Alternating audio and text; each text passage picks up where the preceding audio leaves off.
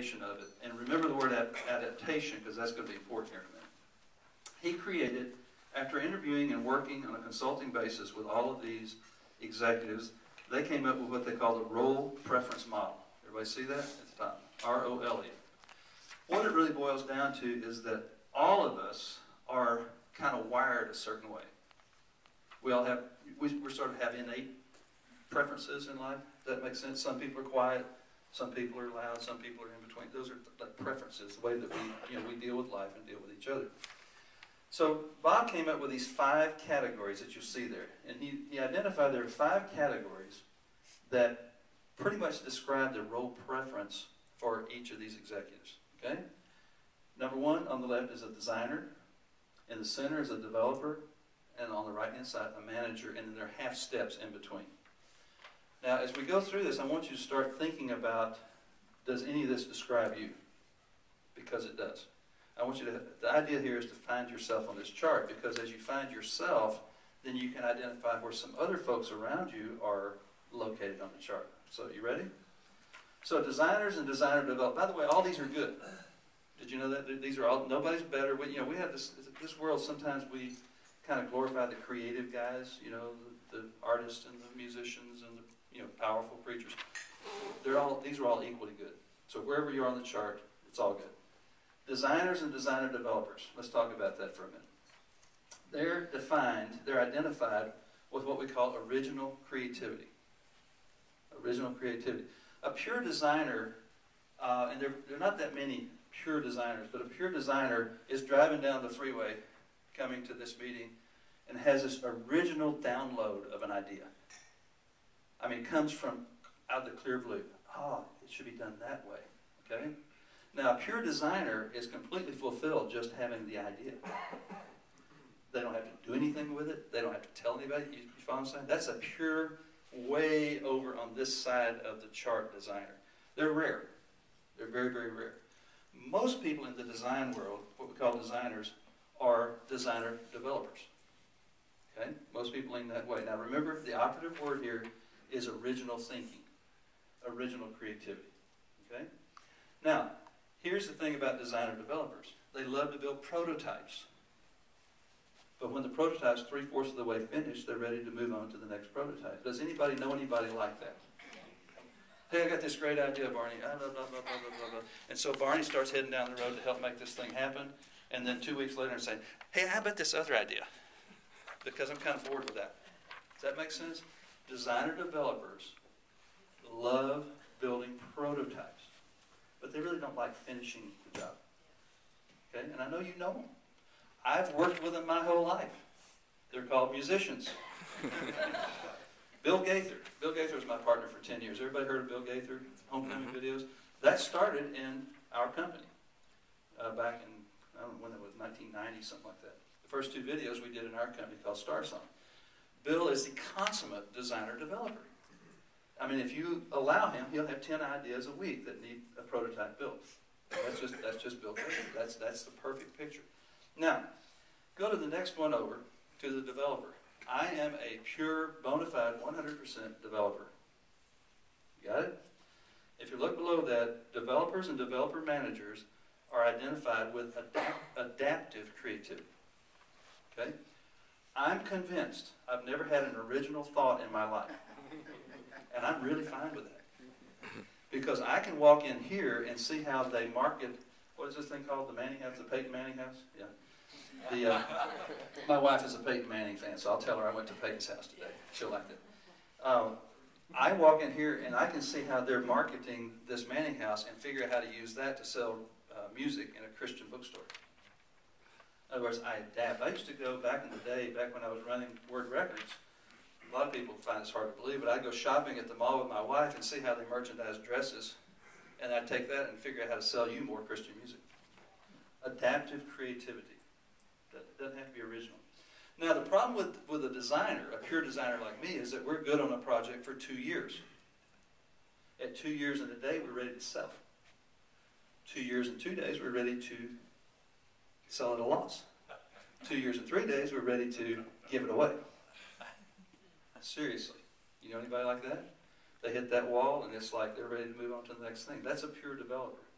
See, a developer is the one who, once upon a time, I'll pick recent history, I guess, figured out on I-10 they're going to put an exit at 246, which is Marana.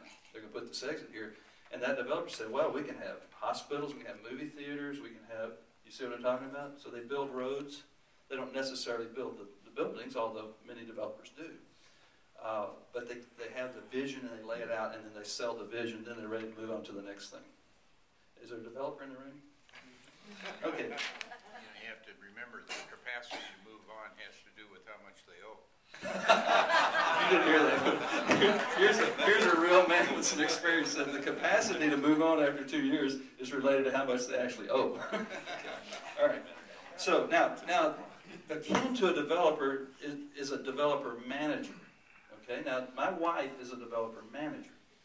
So I began to build these developments, but I have to have a developer manager who comes along, and her whole world is built around maximization, maximizing. You get the picture?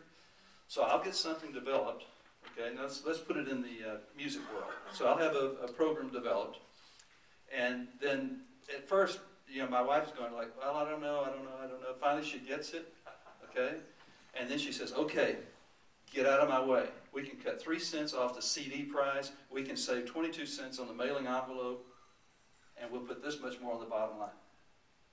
Maximize. That's a developer manager. So you got the picture there? It's always about, if you're a maximizer, if you're a developer manager, what you want to do is your objective is to, once you see that it's going to work or that it could work, to gain control and maximize the results. Does anybody know anybody like that? Okay. Now the last one on the list is a manager. A manager is all functional creativity. And so it's really characterized by no change, no way. You got it? A pure manager. No change, no way.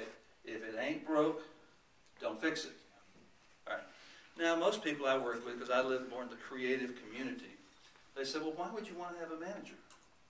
It's kind of boring, right? But here's my response. If you're running IBM and you're the head of human resources for IBM, you better be a manager. Because if you change one thing for one person, you're going to end up being in lawsuit after lawsuit after lawsuit. You got it? Managers are a valuable commodity at a certain point in the development of the business. Okay? Now, everybody got the picture now? You see it now? See the little arrows below? That black arrow under the designer-developer points this out. Most businesses begin with a designer-developer. That's not all businesses. Most of them begin with an idea. A designer-developer. Ron, where are you, Ron? Ron? Yeah. Designer-developer. You began a business. How long ago did you begin your business? Well, it's a franchise, but yeah. It started 4 years. Yeah. So it takes a designer-developer to conceptualize this, to creatively conceptualize this and begin to build a business.